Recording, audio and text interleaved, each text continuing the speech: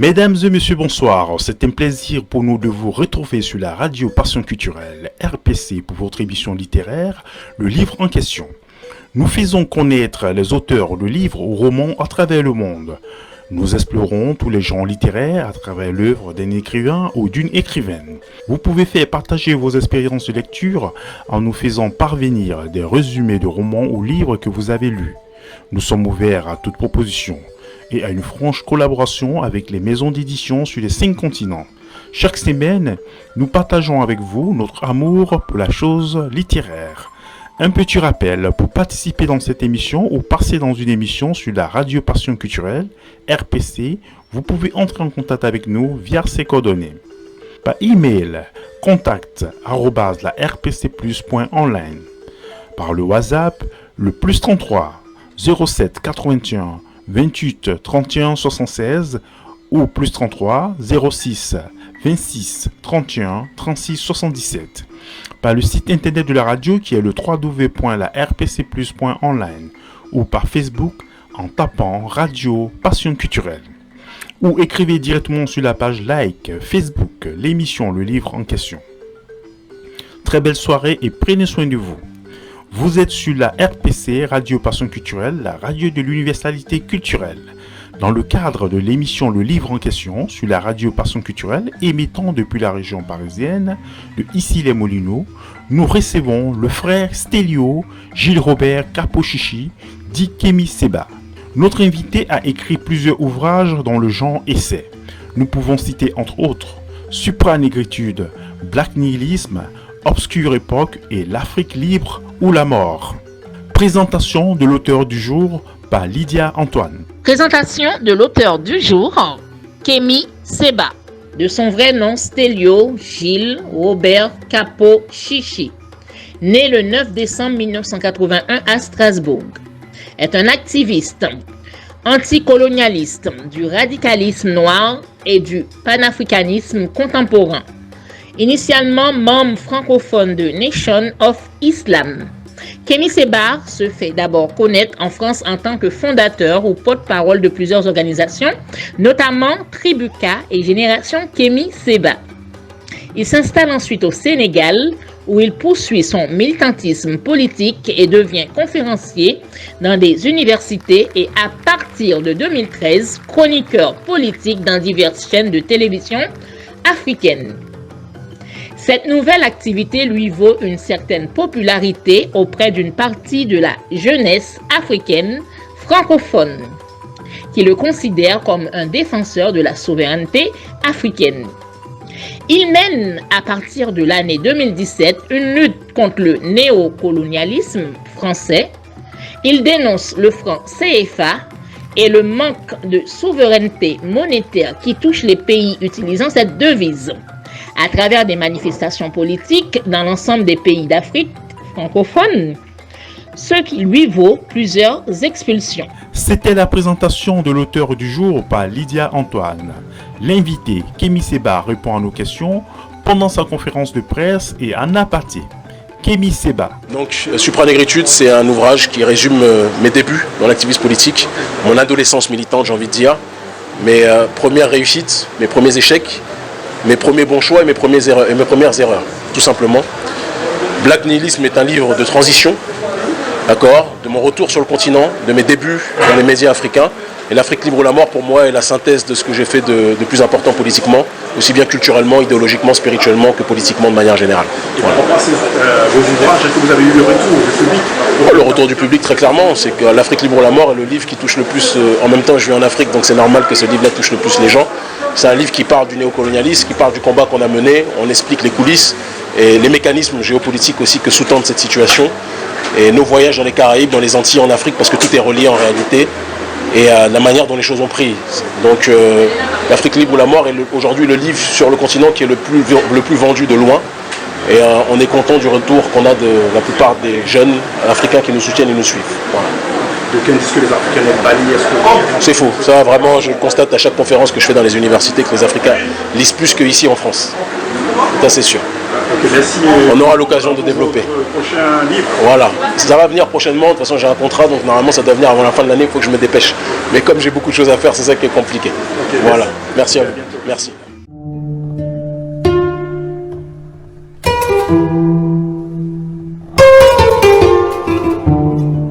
Le livre en question, chaque vendredi de 21h à 22h, avec Simplice Animaux et les chroniqueuses Lydia Antoine, Lucrèce Taillot, Isabelle Gatien et Dani Loni. Sur la RPC, Radio Passion Culturelle, la radio de l'universalité culturelle.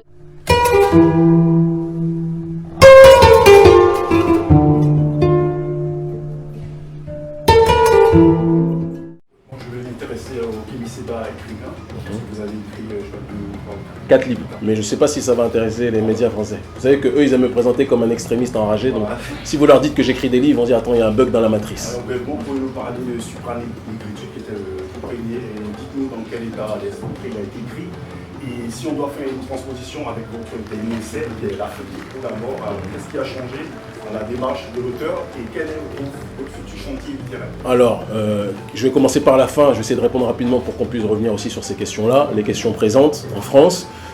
L'Afrique libre ou la mort, c'est l'état, je pense que c'est la quintessence de notre combat politique ces dernières années. C'est quand notre combat a pris, lorsque j'ai commencé à être audible à travers mon travail de journaliste politique, de chroniqueur politique en Afrique francophone. Aujourd'hui, je suis à Vox Africa, j'ai été à 2STV, etc. avant. Et toutes les mobilisations qu'on a organisées contre le néocolonialisme français qui ont pris. Et donc c'est une synthèse et une réflexion politique sur tout ça. Une réflexion sur le globalisme aussi, sur les différents camps. Auparavant, il y avait le bloc de l'Est et le bloc de l'Ouest. Aujourd'hui, il y a le bloc néolibéral d'un côté et toutes les nations qui résistent à ce bloc et qui refusent l'uniformisation. Et ça me fait aller dans des pays comme l'Iran, ça me fait aller dans des pays comme Cuba, ça me fait aller dans des pays comme la Russie, et on l'assume complètement. Mais aller, c'est ces gens, de manière géostratégique, ne signifie pas que ces gens, nous les suivons aveuglement. Nous sommes loin d'être naïfs, ils défendent leurs intérêts, et nous défendons les nôtres aussi, nous le précisons. Supranégritude était le premier ouvrage que j'ai écrit, qui synthétisait les débuts militants, la réflexion d'une génération dans la diaspora, qui milite depuis un certain nombre d'années, d'accord. Et quand je vois l'actualité politique aujourd'hui, je me dis que la réflexion de Supranégritude est profondément actuelle, c'est le cas de le dire, même si ça a été écrit en 2013. Et l'Afrique libre ou la mort correspond à la problématique de ce qu'on voit quand on voit des frères et des sœurs qui déboulonnent des statues aux Antilles, quand on voit le combat qu'on mène contre le néocolonialisme sur le continent. Il n'y a jamais eu un livre, à mon sens, aussi actuel que celui-ci sur ces questions. Voilà. C'est une surprise, mais ça sera le continuum de ce qu'on fait là. C'est-à-dire que le néocolonialisme est beaucoup plus complexe qu'on ne le pense et il a plusieurs étapes. Comme on a dit, on a parlé de l'espace public, on a parlé du terrain économique, il y a le terrain militaire, mais aussi maintenant un processus extrêmement dangereux de cooptation de nos élites par ces dirigeants occidentaux. Et pendant longtemps, on a présenté les dirigeants africains comme des éternelles victimes. Aujourd'hui, on les considère plus comme des co-contractants, parce qu'ils ont une responsabilité dans ce qui se passe. C'est trop facile de dire qu'ils sont juste des éternels suiveurs. Non. Certains acceptent sciemment, et c'est pour ça que je dis que l'oligarchie, elle est noire, blanche et de toutes les couleurs, d'accord. Certains acceptent sciemment de se corrompre dans ce système néocolonial en tant que tel. Après l'interview avec Kémi Séba, écoutons maintenant Commandant Semi qui nous chante la libération de Kama. Et une petite dédicace à Kémi Séba dans ce morceau. Commandant Semi. I want to sing loud and proud my people liberation. Dédicace à Kémi Séba et à tous les Saras de Kama. Tenu derrière les barreaux du code noir, mon peuple se voit infliger tous les déboires. Des âges farouches, au temps dit moderne, l'argent a remplacé le fer de la chaîne. La diplomatie à l'ordre de la civilisation, la domination finasse dans l'exploitation. Par une barbarie, on s'est blanchissant d'une autre. L'esclavage néologue brandissait nouveaux apôtres. L'indépendance totale oligarchique étrique l'Afrique par une guerre asymétrique. Mais le vent que souffle aujourd'hui son indignation précède la tempête de la libération.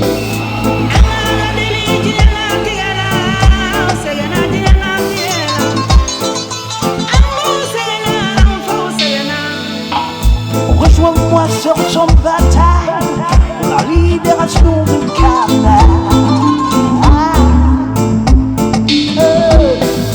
Le combat sera de taille pour la libération de Kama. Va falloir se mettre sur les rails. libération de Kaba. À travers les aérotemps de tout ce béquet, faut passer le film des horreurs de Gorée, les séquelles de tragique épopée, le cauchemar des Yoruba, les Zoulous, les Mandés, de Kingston à Guadamadina, Saint-Domingue, dans tous les pays Congo, Akan et Moubengue. C'est dans le brasier qu'est une ébullition, ouais ça bouillon d'un feu dur à l'extinction. Contre le feu nous avons choisi la fraîcheur de l'eau, pour soulager les brûlures du cœur et de la peau. Mais la menace du feu est d'une telle immensité, Cassetta nous envoie la plus haute marée.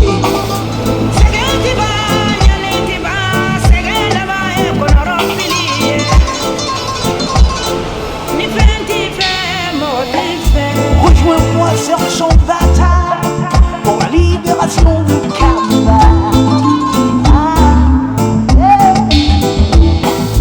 Le combat sera de taille pour la libération de Kaba.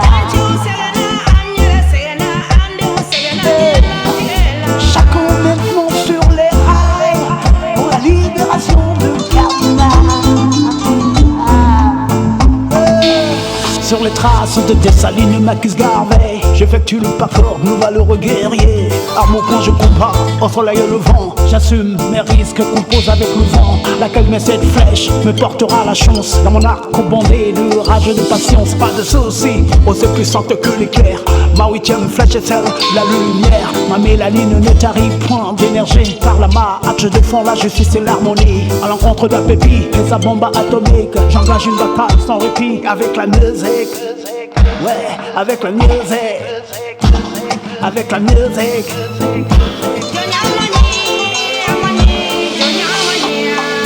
Rejoins-moi sur le champ de bataille pour la libération de Kaba. Le combat sera de taille pour la libération de Kaba. Va falloir se mettre sur les rails pour la libération de Kaba. Rejoins-moi sur le champ de bataille. Le combat sera de taille. Va falloir se mettre sur les rails pour la libération de Kaba. La libération de Kaba. La libération de Kaba. La libération.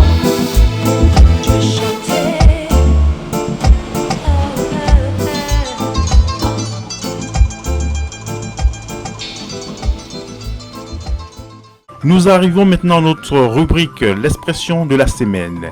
Définition d'une expression littéraire. Aujourd'hui, c'est l'expression un ballon d'essai. Les amateurs du rugby peu furieux des choses de l'aéronautique pourraient imaginer que cette expression vient de leur sport préféré, où à l'aide d'un ballon à la forme bizarroïde, on marque des essais. Mais il n'en est rien.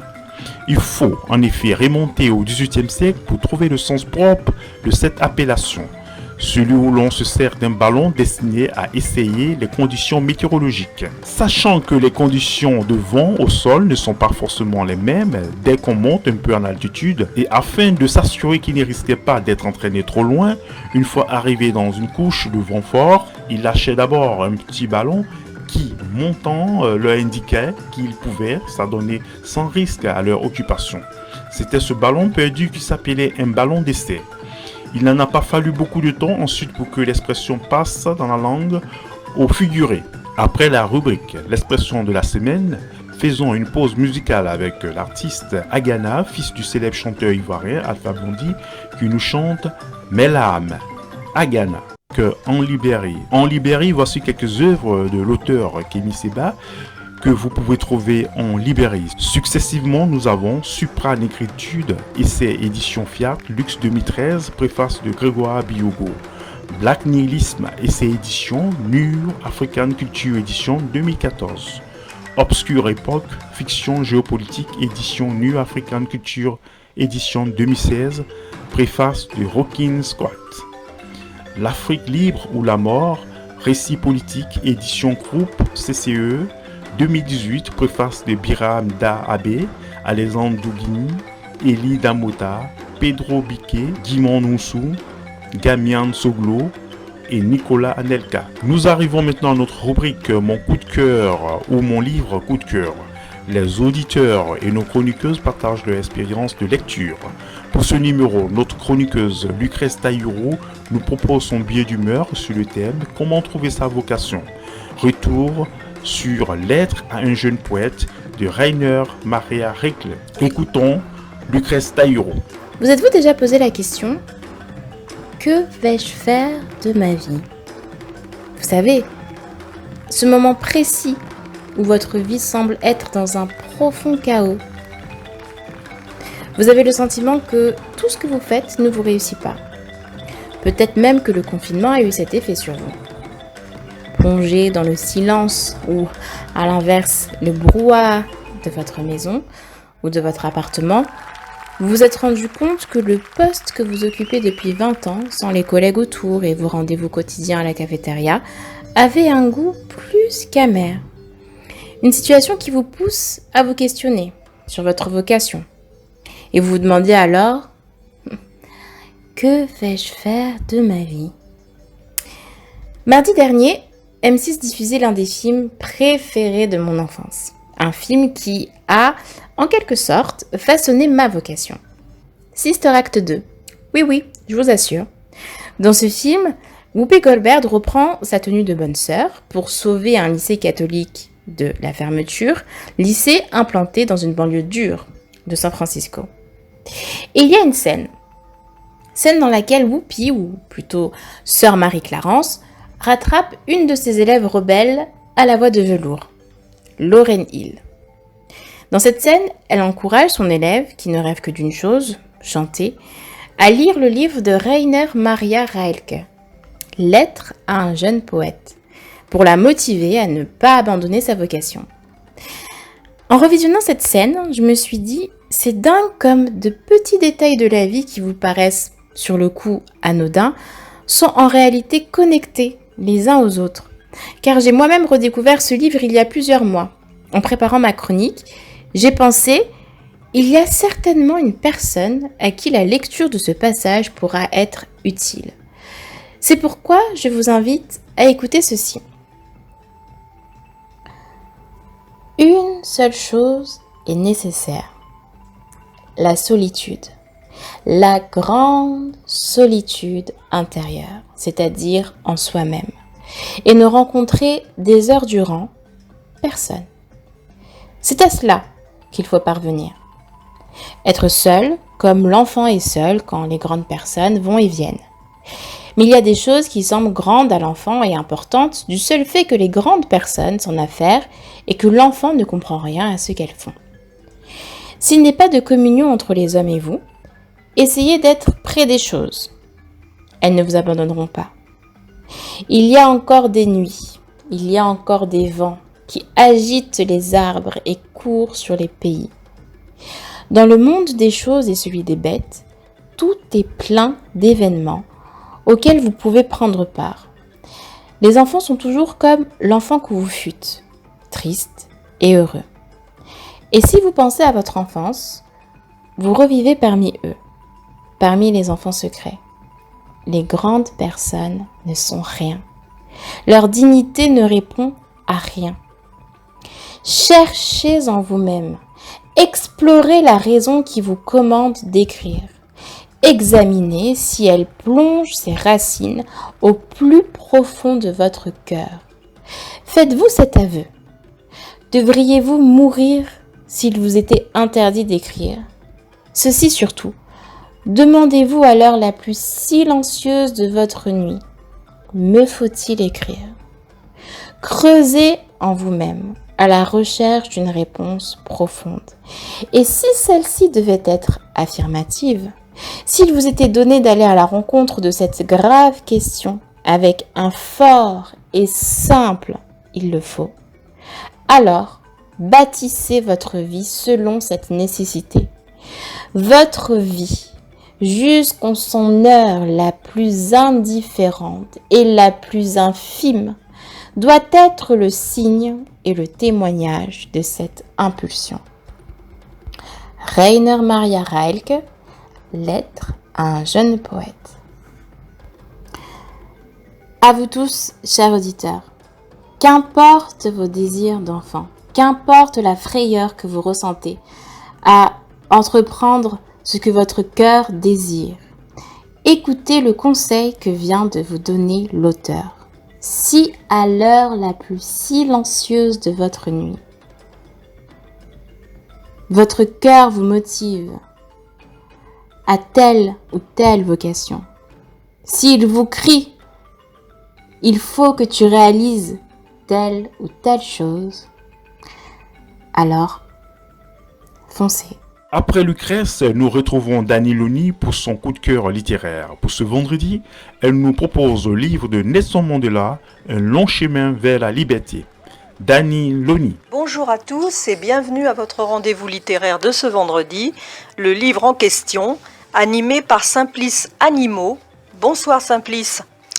Ce soir, je voudrais vous parler d'un homme, un grand homme, qui a changé tout le destin d'un pays, le sien, qui l'a sorti définitivement de l'enlisement dans lequel il s'enfonçait progressivement et qui n'était plus acceptable dans un monde civilisé. Ce système d'apartheid anti-noir qui faisait sombrer dans la haine ses citoyens blancs et noirs, cet homme, vous l'avez compris, le grand Nelson Mandela, et c'est de son livre que j'ai choisi d'évoquer aujourd'hui pour livre en question. Je vous présente la biographie révolutionnaire de prisonnier à président, un long chemin vers la liberté, écrit par Nelson Mandela lui-même. Ce sera mon coup de cœur littéraire de ce vendredi. Mais avant de commencer, il faut que je vous expose le contexte dans lequel était gouvernée l'Afrique du Sud avant l'arrivée à la présidence de Nelson Mandela. Ce pays où régnait l'apartheid, mot dérivé du français signifiant séparation, mise à part, l'apartheid, une politique de développement séparée sur la base de critères ethniques, raciaux, selon la géographie du pays. L'apartheid s'est introduit en 1948 par le Parti national et a continué à être appliqué de 1959 à 1979 dans le sud-ouest africain, l'actuelle Namibie, laquelle est administrée par l'Afrique du Sud. Cette politique était la résultante de l'angoisse obsessionnelle des Afrikaners, obsédés par la peur d'être submergés par la masse des peuples noirs qui les entouraient. La plupart des Noirs, bien évidemment, étaient parqués dans les townships de la banlieue reculée de Johannesburg, zone urbaine occupée par les Noirs les plus pauvres. C'est dans cette atmosphère que le 8 janvier 1912, un groupe de notables noirs qui s'inquiétaient de la systématisation de la ségrégation en Afrique du Sud fonda le Congrès national indigène sud-africain, SANNC, qui fut rebaptisé Congrès national africain, ANC, en 1923. L'ANC est alors divisée entre ceux qui désiraient recourir à la violence et ceux qui privilégiaient la lutte pacifique. C'est à partir de ce moment-là que les tensions vont se faire sentir. Des grèves générales sont lancées alors qu'elles sont normalement prohibées. La police ouvre le feu. L'ANC devient interdite et entre alors dans la clandestinité et prend à son tour les armes en protestation contre la réaction meurtrière de la police. Nelson Mandela fonde Umkhonto we Sizwe, le fer de lance de la nation, l'aile militaire de l'ANC. Alors qu'il est à Howick, Nelson Mandela est arrêté en 1963. L'année suivante, avec plusieurs autres dirigeants de l'ANC, il est condamné à la prison à vie pour haute trahison. Le reste des dirigeants s'exile à l'étranger et l'un des responsables de l'ANC est Thabo Mbeki, qui deviendra le futur président sud-africain de 1999 à 2008, succédant ainsi à Nelson Mandela. Tout d'abord, découvrons l'auteur, cet illustre personnage dont le livre « Un long chemin vers la liberté » est paru aux éditions Fayard en 1995. La quatrième de couverture de « Un long chemin vers la liberté » précise que Nelson Mandela commence la rédaction de ses souvenirs en 1974 au pénitencier de Robben Island et l'achève après sa libération en 1990 à l'issue de 27 années de détention. Né et élevé dans la famille royale des Tambus, Mandela gagne Johannesburg où il ouvre le premier cabinet d'avocats noirs. Il devient un des leaders de l'ANC, Congrès national africain. Dès lors, à travers la clandestinité, la lutte armée, la prison, sa vie se confond avec son combat pour la liberté, faisant de lui l'homme clé pour sortir l'Afrique du Sud de l'impasse où l'ont enfermé 40 ans de l'apartheid. Un document majeur sur un des grands bouleversements politiques de la fin du XXe siècle. Un de ces rares livres qui deviennent non seulement un repère, mais une condition de notre humanité. Par André Brink. Une personnalité exceptionnelle, dotée du rayonnement sans complexe, d'une humanité toute simple, le besoin de mettre les choses au clair de part et d'autre, mais avec une remarquable générosité à l'égard des anciens adversaires, accordant toujours le bénéfice du doute, et cela au blanc comme au noir, domine véritablement cette autobiographie lucide et instructive. Par Wole Soyinka, prix Nobel de littérature. Présentation de cet auteur, de cet illustre auteur. Le personnage Nelson Mandela, tout un programme. Rien que le nom évoque une prise de conscience de l'humanité. Nelson Mandela disait dans son livre « Il faut écrire tous les jours de sa vie ».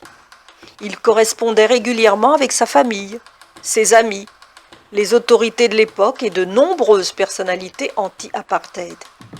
Nelson Mandela, de son nom du clan tribal Madiba, est né le 18 juillet 1918 à Mzezo, un petit village au bord de la rivière Mbaché, dans le district d'Untata, la capitale du Transkei. L'année de sa naissance a marqué la fin de la Première Guerre mondiale. Ce fut aussi l'année de l'épidémie de grippe espagnole qui a tué des millions de gens dans le monde entier et du voyage d'une délégation de l'African National Congress, ANC, à la conférence de paix à Versailles pour y exprimer les doléances des Africains du Sud. On peut déjà relever qu'il y avait longtemps que l'on savait ce qui se passait là-bas. Nelson Mandela décrit son père comme étant un homme grand, à la peau sombre, avec un port droit et imposant. Il pouvait se montrer d'un entêtement excessif, un autre trait de caractère qui malheureusement est peut-être passé du père au fils. Son père était très respecté de deux rois en tant que conseiller. Il était perçu comme un premier ministre du Tambuland pendant le règne de Daline Diebo, le père de Sabata, au début des années 1900, et celui de son fils John Jintaba, qui lui a succédé. Alors qu'il était encore qu'un nouveau-né, son père fut impliqué dans une querelle, ce qui entraîna sa destitution de chef de Mzezo et révéla un trait de son caractère dont précise l'auteur que lui-même a hérité. Il reste persuadé que c'est l'éducation plus que la nature qui façonne la personnalité. Son père, qui était fier et révolté, avec un sens obstiné de la justice, déclina l'ordre d'un magistrat à se présenter devant lui pour une affaire de bœuf échappé. Il s'ensuivit une convocation officielle à laquelle il ne répondit pas, car il considérait que le magistrat n'avait aucun pouvoir légitime sur lui, ce qui lui valut pour cause d'insubordination la perte à la fois de sa fortune et de son titre. Il fut dépossédé de la plus grande partie de son troupeau et de sa terre et du revenu qu'il en tirait. Il n'y eut aucune enquête, elles étaient réservées aux fonctionnaires blancs. Le magistrat, à qui il défiait l'autorité, déposa purement et simplement le père de Mandela et mit fin à ses responsabilités de chef de la famille Mandela. Sa mère dut s'installer à Kounou, un village où elle pouvait bénéficier du soutien d'amis et de parents. Là, ils ne menèrent plus plus si grand train, mais affirme que c'est dans ce village qu'il a passé les années les plus heureuses de son enfance. Profitons de cet espace pour rappeler les dates importantes du déroulement de sa vie, qui illustrent assez bien les combats qu'il a menés lorsqu'il était encore méconnu de la scène publique. Pour bien cerner le monstre politique qu'il fut un peu plus tard, lisons ensemble un extrait de la Charte de la liberté inspiré par le futur président Nelson Mandela. Je cite : « Nous, le peuple d'Afrique du Sud, nous déclarons que pour que tout notre pays et le monde le sachent, que l'Afrique du Sud appartient à tous ceux qui y vivent, noirs et blancs, et qu'aucun gouvernement ne peut équitablement revendiquer une autorité qui ne serait pas fondée sur la volonté du peuple, que notre peuple a été dépossédé de son droit de naissance à la terre, de la liberté et de la paix, par une forme de gouvernement fondée sur l'injustice et l'inégalité, que notre pays ne sera jamais ni prospère ni libre tant que tout notre peuple ne vivra pas dans la fraternité et ne bénéficiera pas d'une égalité de droits et de chances, que seul un État démocratique fondé sur la volonté du peuple peut assurer alors à tous leurs droits naturels sans distinction de couleur, de race, de sexe ou de croyance. » Je ne pouvais vous lire cet extrait sans vous énumérer quelques dates importantes de l'activiste Nelson Mandela. En 1943, il entre au Congrès national africain, ANC. L'année suivante, il cofonde la Ligue de la jeunesse du parti et épouse Evelyn Toko Mas, sa première épouse. En 1952, il devient le chef de la campagne de défi non violente contre les lois ségrégationnistes 4 ans après l'instauration de l'apartheid. En 1958, il épouse en seconde noces Winnie Madikizela, autre figure marquante de la lutte anti-apartheid. Ils divorceront malheureusement en 1996. En 1961, il est acquitté dans un procès pour haute trahison. 1 an après l'interdiction de l'ANC, il lance l'aile armée du parti, dont il devient le commandant en chef. En 1964, déjà emprisonné depuis 2 ans pour incitation à la grève, il est condamné à la prison à perpétuité pour sabotage et complot contre l'État avec d'autres dirigeants de l'ANC et envoyé à l'île Bagne de Robben Island au large du Cap. Le 11 février 1990, il est libéré après 27 ans de prison à 72 ans. En 1991, élu président de l'ANC, il dirige les négociations de la transition. En 1993, il est nommé prix Nobel de la paix avec le président sud-africain blanc Frédéric de Klerk. En 1994, il devient président pour 5 ans à l'âge de 76 ans, après le triomphe de l'ANC aux premières élections démocratiques et multiraciales d'Afrique du Sud. En 1998, il épouse en 3e noces Graça Machel, veuve de l'ancien président mozambicain Samora Machel. Et le 5 décembre 2013, il décède à l'âge de 95 ans. Je vais vous lire 2 extraits du roman.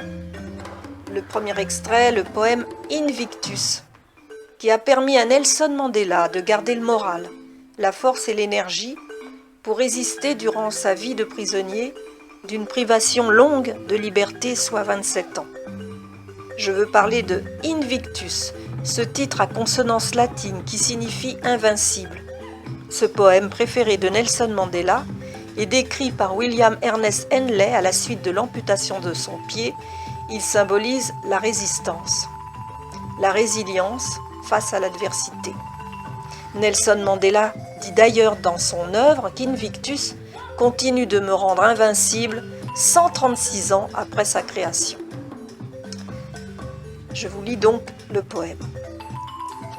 Dans les ténèbres qui m'enserrent, noirs comme un puits où l'on se noie, je rends grâce au Dieu quel qu'il soit, pour mon âme invincible et fière, dans de cruelles circonstances.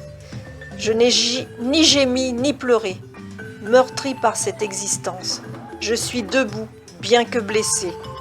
En ce lieu de colère et de pleurs, se profile l'ombre de la mort. Je ne sais ce que me réserve le sort, mais je suis et je resterai sans peur.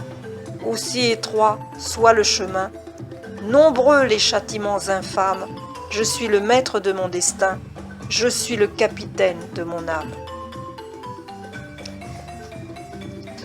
Page 274, je vous lis le premier extrait. Ceci se passe après l'accouchement de Winnie et de leur fille Zénani. Dès que Winnie a été remise sur pied, j'ai entrepris de lui apprendre à conduire. À cette époque, la conduite était une affaire d'hommes. On voyait très peu de femmes, en particulier de femmes africaines, au volant d'une voiture. Mais Winnie avait l'esprit indépendant et voulait apprendre. En outre, ce serait utile puisque j'étais presque tout le temps absent et que je ne pouvais la conduire nulle part. Je suis peut-être un professeur impatient ou j'avais peut-être une élève entêtée, mais quand j'ai essayé de donner des leçons à Winnie dans une rue relativement calme d'Orlando, elle ne pouvait pas changer de vitesse sans que nous nous querellions. En fin de compte, elle a ignoré un conseil de trop et je suis rentrée à pied. Elle semblait s'en sortir toute seule dans le township pendant 1 heure. À ce moment-là, nous étions prêts à nous réconcilier et par la suite, cette histoire nous a fait rire. Winnie devait s'adapter à la vie conjugale et à la maternité, puisqu'elle venait d'accoucher de notre fille Zénani. C'était alors une jeune femme de 25 ans qui n'avait pas entièrement formé sa personnalité. La mienne l'était et je me montrais plutôt têtue. Je savais que les autres considéraient souvent Winnie comme la femme de Mandela. Trouver sa propre identité dans mon ombre ne lui facilitait assurément pas les choses. Je faisais de mon mieux pour la laisser s'épanouir et elle est réussie bientôt sans mon aide. Page 723. Le 13 avril 1992, lors d'une conférence de presse à Johannesburg, accompagnée de mes 2 plus anciens camarades, Walter et Oliver, j'ai annoncé que je me séparais de ma femme. La situation était devenue si difficile que je pensais que cela valait mieux dans l'intérêt de tous. L'ANC, la famille, Winnie. Bien que j'en eusse parlé avec l'organisation, cette séparation avait des raisons personnelles. J'ai lu la déclaration suivante. Les relations entre ma femme, la camarade Nonzamo Winnie Mandela et moi sont devenues l'objet de spéculations dans la presse. Je fais cette déclaration pour clarifier la situation et dans l'espoir que cela mettra fin aux rumeurs. La camarade Nonzamo et moi-même, nous sommes mariés à une période critique de la lutte de libération dans notre pays. À cause des pressions dues à notre engagement commun dans l'ANC et la lutte pour mettre fin à l'apartheid, nous n'avons pas pu mener une vie de famille normale.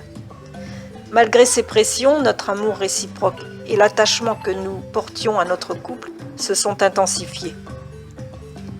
Pendant les 20 années que j'ai passées à Robben Island, elle a été le pilier indispensable qui m'a soutenue et réconfortée.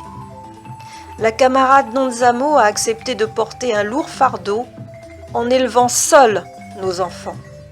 Elle a supporté les persécutions innombrables du gouvernement avec un courage exemplaire et n'a jamais hésité dans sa lutte pour la liberté. Sa ténacité a renforcé le respect, l'amour et l'affection que j'avais pour elle. Elle a aussi attiré l'admiration du monde. Mon amour pour elle reste inchangé. Cependant, compte tenu des tensions apparues entre nous au cours des derniers mois, nées de divergences sur un certain nombre de questions, nous nous sommes mis d'accord pour reconnaître qu'une séparation serait la meilleure solution pour chacun de nous. Je n'ai pas pris ma décision à la suite des allégations de la presse. La camarade Nonzamo peut compter sur mon soutien indéfectible dans ces moments éprouvants pour elle. Personnellement, je ne regretterai jamais la vie que la camarade Nonzamo et moi-même avons essayé de partager. Mais des circonstances hors de notre pouvoir en ont décidé autrement. Je me sépare de ma femme sans récrimination. Je la serre dans mes bras avec tout l'amour et toute l'affection que j'ai toujours éprouvée pour elle, à l'intérieur et à l'extérieur de la prison. Depuis la première fois où je l'ai vue. Mesdames et messieurs, j'espère que vous comprendrez ma douleur. Il dit encore ceci dans son livre. « J'étais peut-être aveuglé par le chagrin de ne pas avoir été capable de remplir mon rôle de mari envers ma femme et de père envers mes enfants. Mais tout comme je suis persuadée que la vie de ma femme a été plus difficile que la mienne pendant mon emprisonnement, mon retour a lui aussi été plus difficile pour elle que pour moi. Elle avait épousé un homme qui devait la quitter bientôt. Cet homme était devenu un mythe, puis ce mythe était revenu chez lui et s'était révélé n'être qu'un homme. Comme je l'ai dit plus tard, au mariage de ma fille Zinzi, il semble que le destin des combattants de la liberté soit d'avoir des vies personnelles instables. Quand votre vie est la lutte, comme l'a été la mienne, il reste peu de place pour la famille. Cela a toujours été mon plus grand regret et l'aspect le plus douloureux de la vie que j'ai choisi. Nous avons vu nos enfants grandir sans que nous soyons là pour les guider, ai-je dit au mariage.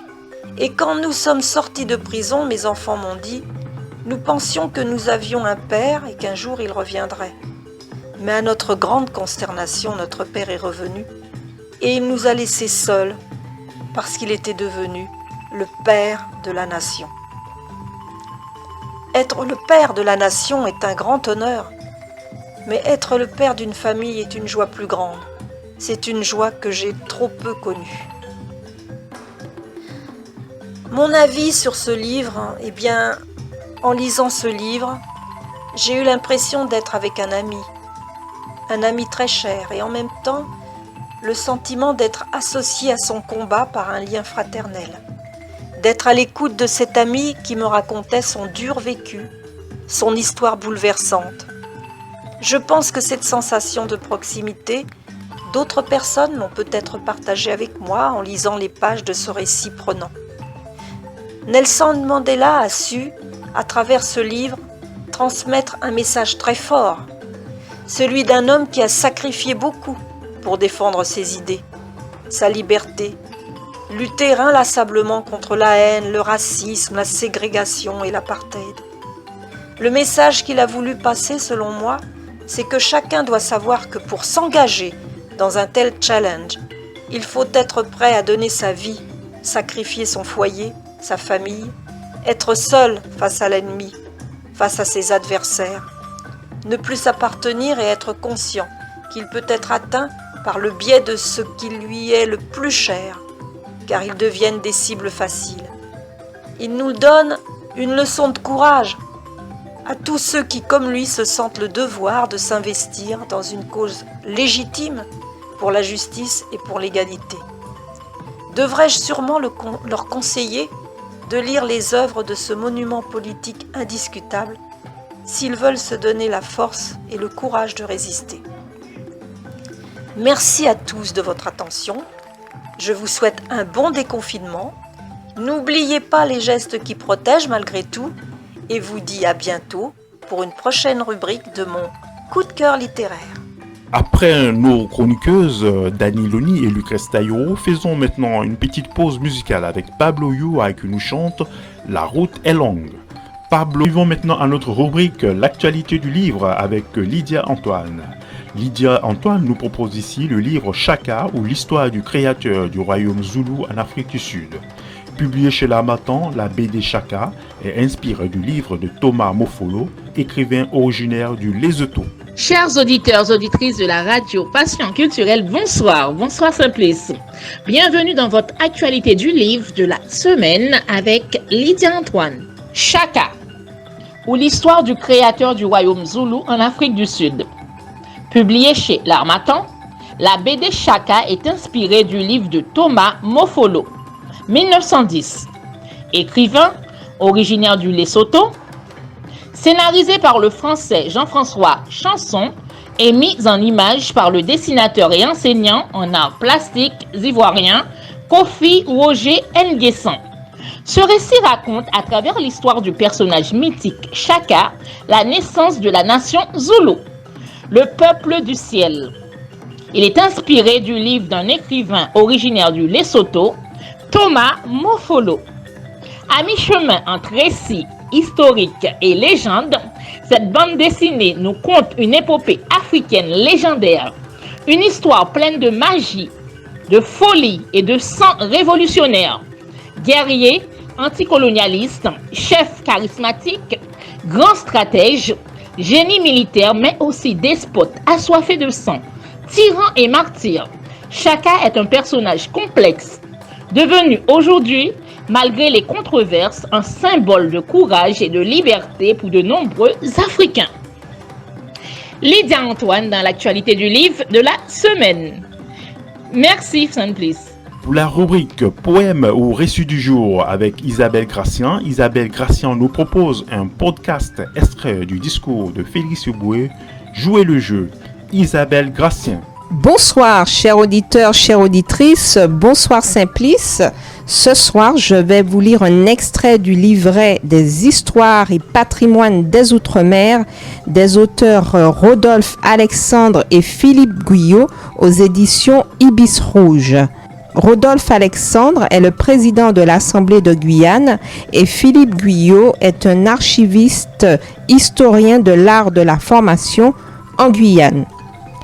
Nous sommes au mois de juin. C'est l'occasion pour ma part de rendre hommage à Félix Eboué, mon ancêtre, qui fut l'un des 5 premiers compagnons de la Libération à répondre à l'appel du 18 juin auprès du général de Gaulle. L'extrait que je vais vous lire provient du discours « Jouer le jeu » prononcé par Félix Eboué, gouverneur de la Guadeloupe et des Dépendances, le 1er juillet 1937, à l'occasion de la distribution des prix du lycée Carnot à Pointe-à-Pitre. Jouer le jeu. À cette jeunesse généreuse et spontanée, n'ai-je pas le devoir, me tournant vers elle, de l'adjurer à mon tour de rester indépendante? N'ai-je pas pour obligation de lui dire « Ne te laisse pas embrigader, ne souffre pas que l'on enseigne comme suprême idéal le fait de marcher au pas, en colonne parfaite, de tendre la main ou de montrer le poing. En l'acceptant, tu consacreras le triomphe de la lettre au détriment de l'esprit, parce qu'on t'aura enseigné que le rite tient lieu de culture. Ne devons-nous pas conserver à cette jeunesse ces qualités essentielles, l'indépendance, la fierté, l'orgueil, la spontanéité, le désintéressement? Je ne résiste pas, quant à moi, au désir de vous indiquer, mes jeunes amis, une autre formule qui permet de gagner. Sinon à tous les coups, mais de gagner sûrement en définitive. Votre maître vient de vous dire, soyez sportif, soyez chic. Il a raison. Là se trouve la vérité. Mais pour la réaliser pleinement, totalement, splendidement, je vous dirai à mon tour, jouez le jeu.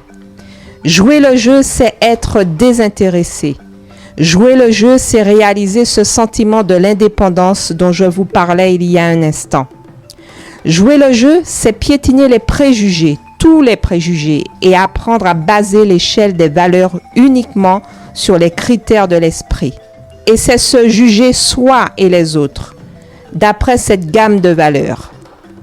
Par ainsi, il vous sera permis d'affirmer et de faire admettre que les pauvres humains perdent leur temps à ne vouloir considérer que les nuances qui les différencient pour ne pas réfléchir à 3 choses précieuses qui les réunissent.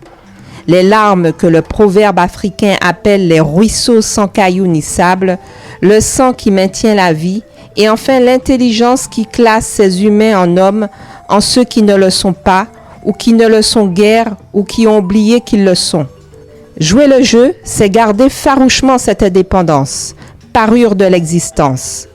Ne pas se laisser séduire par l'appel des sirènes qui invitent à l'embrigadement et répondre, en pensant au sacrifice qu'elle exigerait en retour.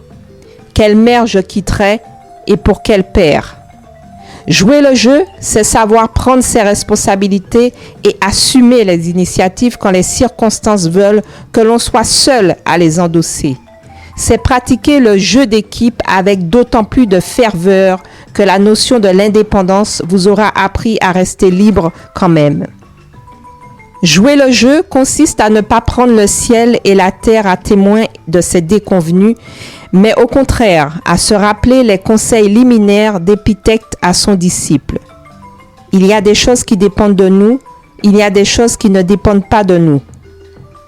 Jouer le jeu, c'est savoir tirer son chapeau devant les authentiques valeurs qui s'imposent par la qualité de l'esprit et de faire un pied de nez aux pédants et aux attardés. Jouer le jeu, c'est accepter la décision de l'arbitre que vous avez choisi ou que le libre jeu des institutions vous a imposé. Jouer le jeu, c'est la répudiation totale des préjugés, se libérer de ce qu'une expression moderne appelle le complexe d'infériorité. C'est aimer les hommes, tous les hommes, et se dire qu'ils sont tous bâtis selon la commune mesure humaine qui est faite de qualités et de défauts. Jouer le jeu, c'est maîtriser les intrigues et les cabales, ne jamais abdiquer malgré clameurs ou murmures et poursuivre la route droite que l'on s'est tracée. Jouer le jeu, c'est se pénétrer que ce n'est pas en tuant Caliban que l'on sauvera Ariel. Jouer le jeu, c'est respecter l'opinion d'autrui, c'est l'examiner avec objectivité et la combattre seulement si on trouve en soi les raisons de ne pas l'admettre, mais alors le faire courageusement et au grand jour. Jouer le jeu, c'est respecter nos valeurs nationales, les aimer, les servir avec passion, avec intelligence, vivre et mourir pour elles, tout en admettant qu'au-delà de nos frontières, d'authentiques valeurs sont également dignes de notre estime et de notre respect. C'est se pénétrer de cette vérité profonde que l'on peut lire au 5e verset des Vers d'or. Tu sauras autant qu'il est donné à l'homme que la nature est partout la même. Et comprendre alors que tous les hommes sont frères et relèvent de notre amour et de notre pitié. Jouer le jeu, dès lors, c'est s'élever contre le conseil nietzschéen du diamant au charbon. Sois dur et affirmer qu'au-dessus d'une doctrine de la force, il y a une philosophie du droit. Jouer le jeu, c'est proclamer qu'on ne prend pas pour juge un peuple téméraire et poursuivre son labeur sur le chemin du juste et de l'humain.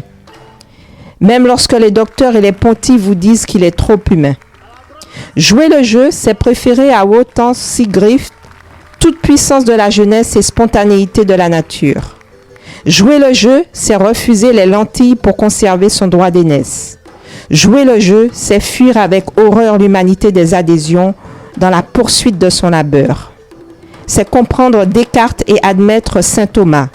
C'est dire « que sais-je » avec Montaigne et peut-être avec Rabelais. C'est trouver autant d'agrément à l'audition de chants populaires qu'aux plus savantes compositions musicales. C'est s'élever si haut que l'on se trouve partout à son aise, dans les somptueux palais comme dans la modeste chaumière de l'homme du peuple. C'est ne pas avoir un excès d'honneur quand on est admis là, et ne pas se sentir gêné quand on est accueilli ici. C'est attribuer la même valeur spirituelle au protocole officiel, à l'académisme, qu'au geste si touchant par quoi la paysanne guadeloupéenne vous offre, accompagnée du plus exquis des sourires, l'humble fleur des champs, son seul bien qu'elle est allée cueillir à votre intention. Jouer le jeu, enfin, c'est mériter votre libération et signifier la sainteté, la pureté de votre esprit. Voulez-vous jouer ce jeu avec moi et avec les fiers compagnons qui ont construit une maison de cristal où tout est saint et d'où nous avons banni les préjugés? J'avoue que je suis pris de certains scrupules. Je me demande si, comme André Gide le fait à la fin de ses nourritures terrestres, je ne devrais pas vous dire d'oublier tout ce que je viens de vous exposer pour vous réaliser dans le libre jeu que vous aurez vous-même choisi. Mais ce n'est pas seulement moi, c'est la voix puissante de monsieur le professeur Meyer qui vous incite à pénétrer dans le temple qu'il vient de vous décrire. Vous y trouverez la gaieté, le désintéressement, la spontanéité, en un mot la vie. Vous y entendrez la voix du lutin qui proclame « C'est ici que l'on oublie la pâle mélancolie. Nous nous appelons folie. C'est ici qu'on rit encore. Accueillez nos babioles, laissez nos danses frivoles, éveillez les chansons folles avec nos clochettes d'or. Je vous remercie de m'avoir écouté. C'était un discours prononcé par Félix Eboué, gouverneur de la Guadeloupe et des Dépendances, le 1er juillet 1937 à l'occasion de la distribution des prix du lycée Carnot à Pointe-à-Pitre. Des éditions Ibis Rouge, intitulé Félix Eboué, 1884-1944, des histoires et patrimoines des Outre-mer par Rodolphe Alexandre et Philippe Guyot. En cette période de crise sanitaire, nous devons tous méditer de notre mission sur cette terre nourricière en devenant davantage plus solidaires, plus à l'écoute des uns et des autres, en respectant la nature. On a vu l'importance de la nature durant ce confinement. Et je vous invite à vous intéresser davantage à l'histoire de ce grand homme Félix Eboué qui repose actuellement au Panthéon aux côtés de Victor Schœlcher. Merci à vous, à très bientôt. Bonne soirée. Le proverbe ou citation du jour. La citation de ce jour: quand un arbre tombe, on l'entend. Quand la forêt pousse, elle ne fait pas de bruit. Proverbe africain. Notre émission, le livre en question, prend ainsi fin. Je suis Simplice Animaux. Merci d'avoir écouté ce numéro de l'émission Le livre en question sur la radio Passion Culturelle. Rendez-vous à la semaine prochaine avec nos chroniqueuses Lydia Antoine, Lucrèce Taïro, Isabelle Gratien et Dani Loni pour une autre édition de votre émission Le livre en question. Merci à tous. Pour rentrer en contact avec nous, c'est via les coordonnées suivantes. Émission Le livre en question, le téléphone WhatsApp, c'est le +33 06 26 31 36 77. RPC, la radio Passion Culturelle, email contact@la-rpcplus.online. Le WhatsApp de la radio qui est le +33 07 81 28 31 76. Ou par le site internet de la radio qui est le www.la-rpcplus.online. Ou par Facebook en tapant Radio Passion Culturelle. Ou par se nous voir dans notre studio qui se trouve au 141 avenue de Vendôme à Issy-les-Moulineaux. Conception, production, réalisation, Simplice Animaux. À très bientôt.